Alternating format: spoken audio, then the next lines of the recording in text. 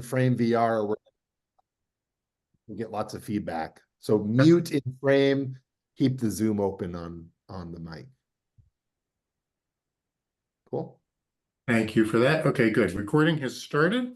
Today's conversation is yes, advancing slides when I didn't mean to. There we go. Campus XR centers. So really an open conversation.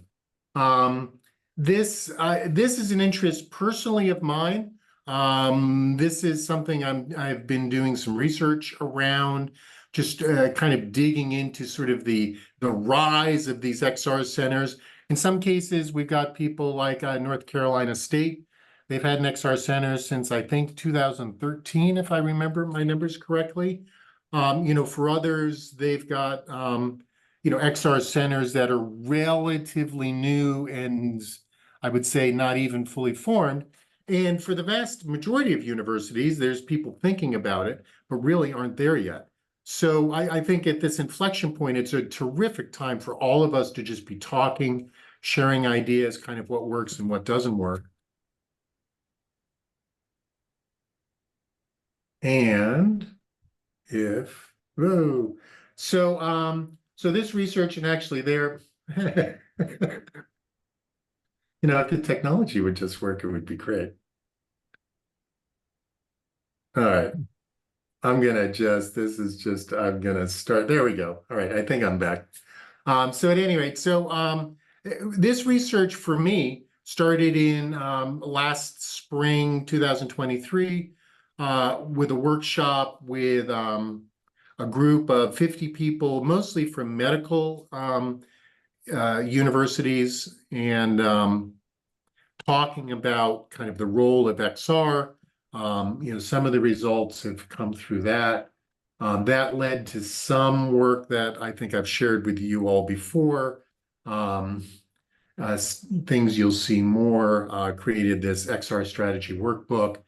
Here are links to an article and the workbook that came out of that.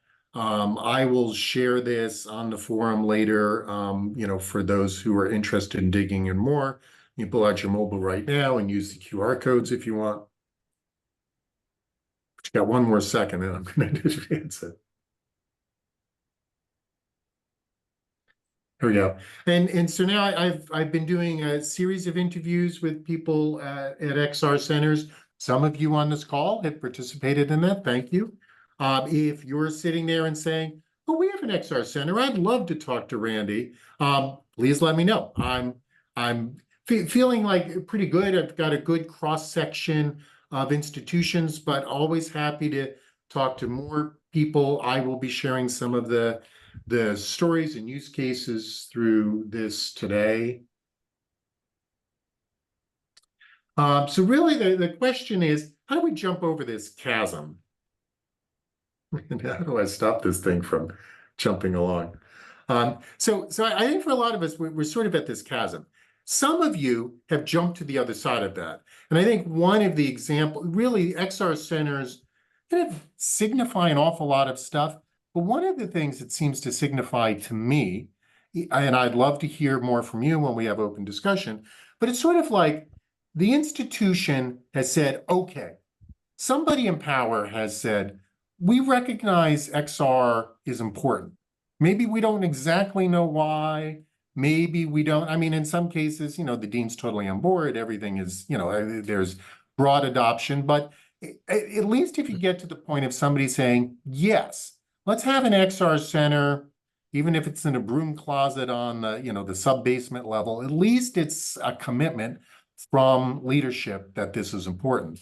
So I think we can say people with XR centers have jumped that chasm. The vast majority of institutions are on the other side.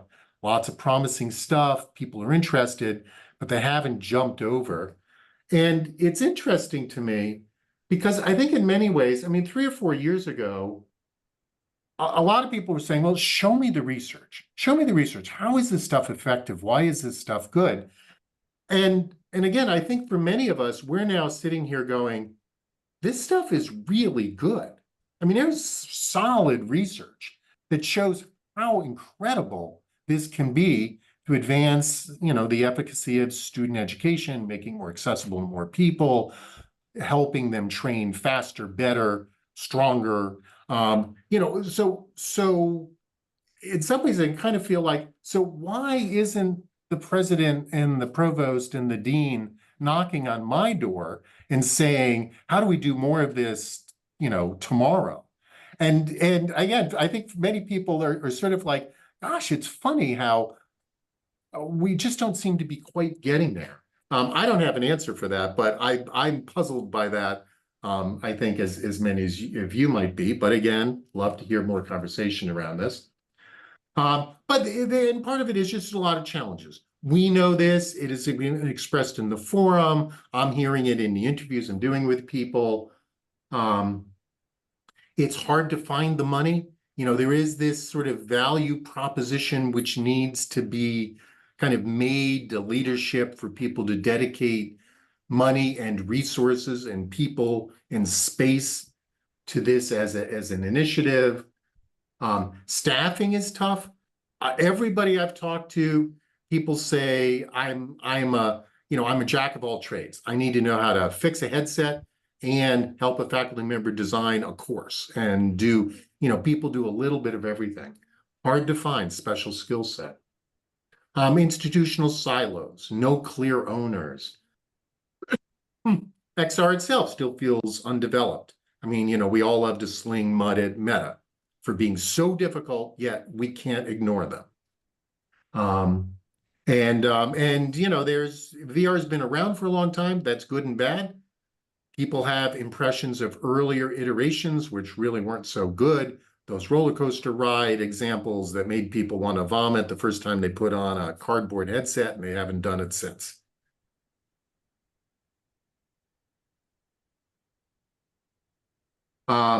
One of the things I've started to do in research is kind of break down and look at what's happening across a couple of different lenses and a couple of phases. So institutional culture, financial lens, technology, implementation, and content being those sort of buckets to kind of think about different aspects of what's happening, thinking about phases between experimental, where it's tactical, and where it's truly scaled. And some of you have gotten there, which is fantastic. I'm going to jump through these real quick. You can read these. I think, again, many of you have probably already heard me sort of talk about sort of what these definitions are. There's no real surprise that the titles themselves pretty much talk about it.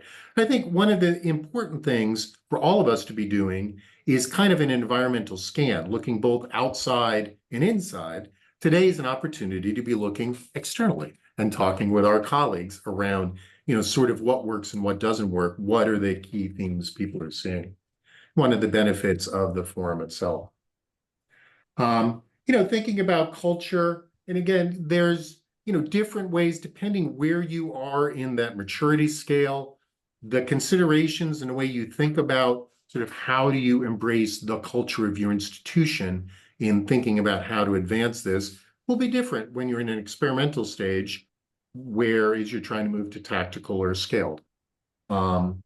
There's, some of these, as you read these on the screen, you'll see stuff. These are common. These are actually notes from the workshop we did in 2023, but this is stuff I'm hearing in the interviews over and over again that, are common across our institutions.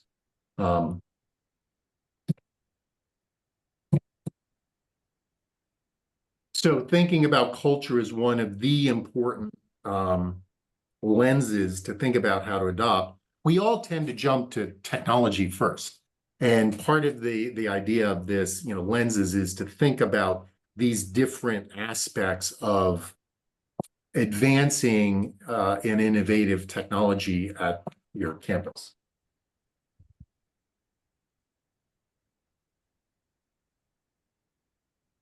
This was one of the terrific stories.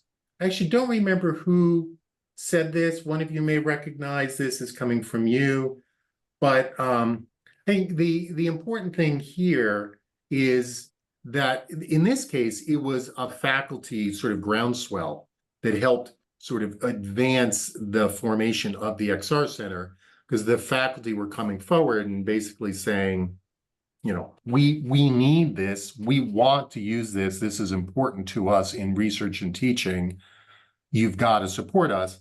You know, it's harder for the dean and the provost to say no to faculty.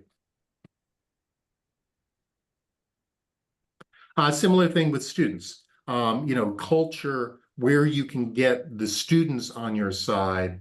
Again, it's students can be sources of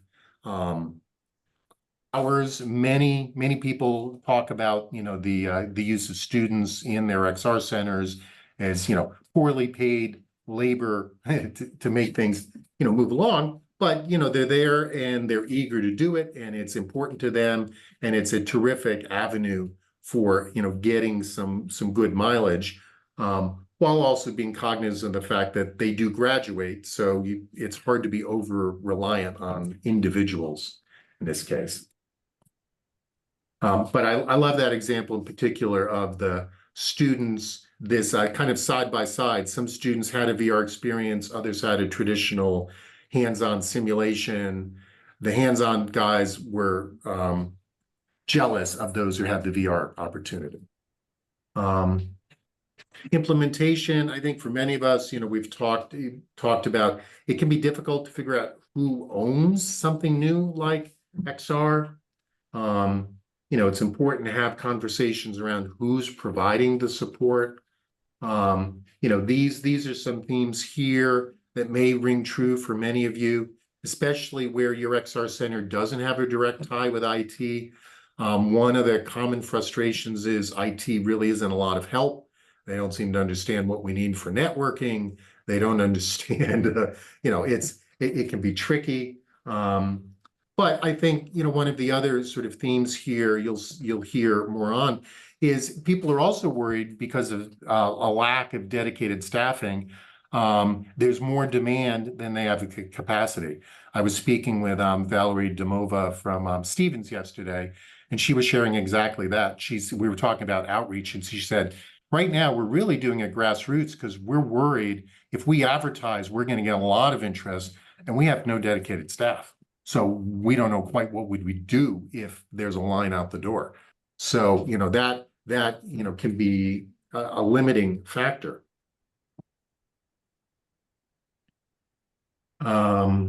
Who supports? Again, this may feel, you know, pretty familiar for many of you. Kind of everybody is sort of supporting it, no clear owner. You know, and I think this is very telling, especially in that experimental stage. A lot of times it's the faculty member who decided to use it in their class who's doing most of the support, which is, you know, definitely not sustainable and not scalable.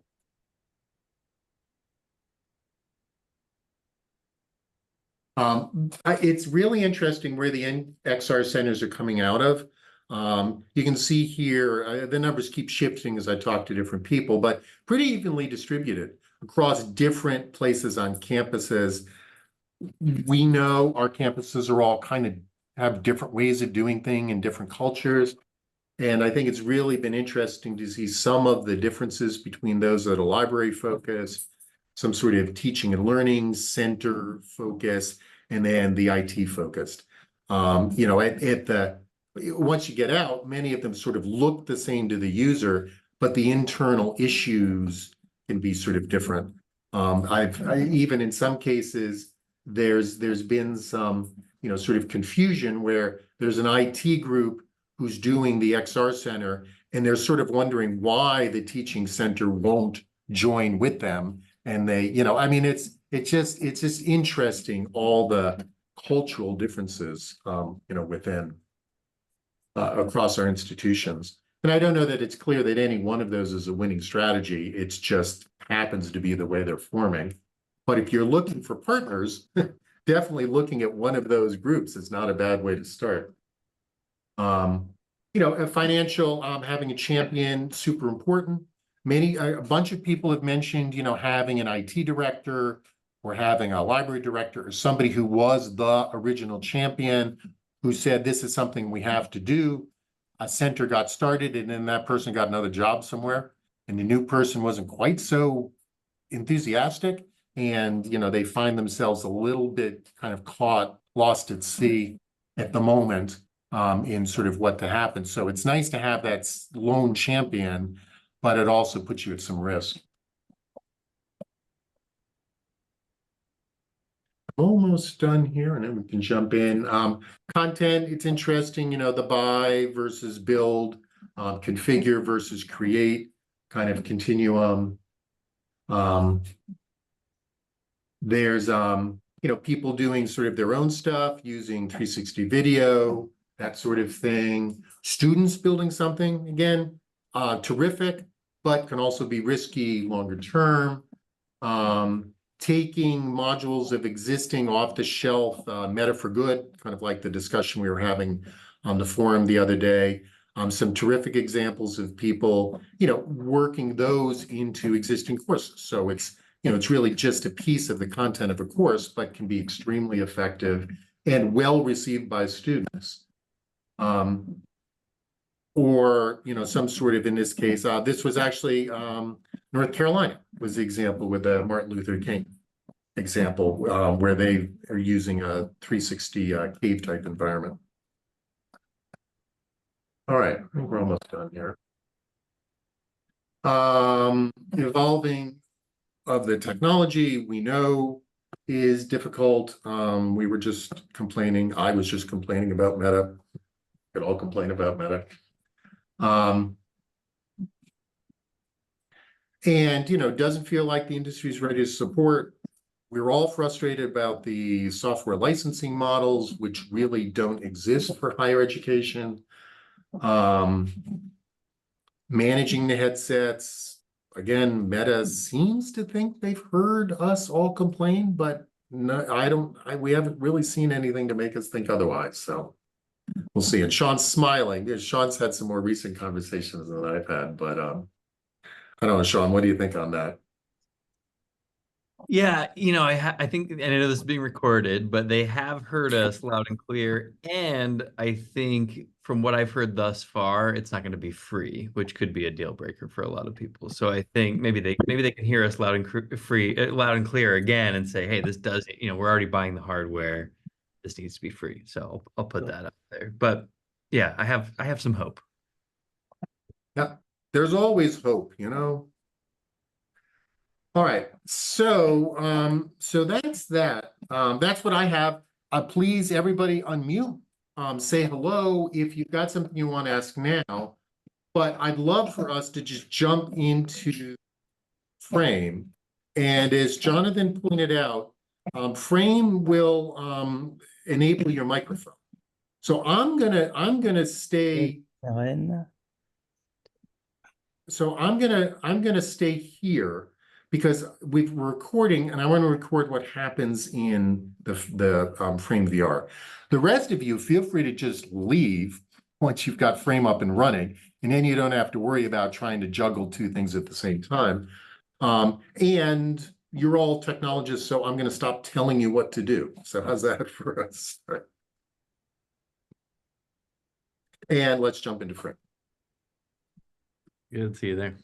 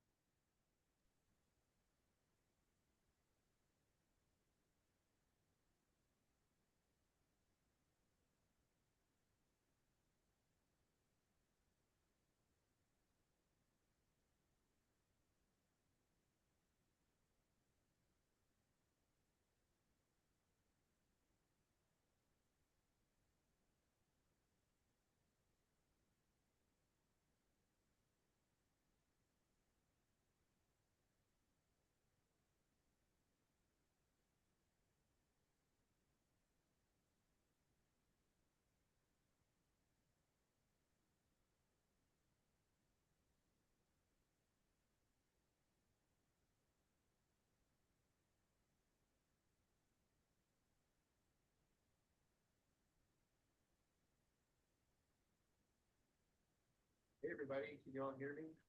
Yes. Yep.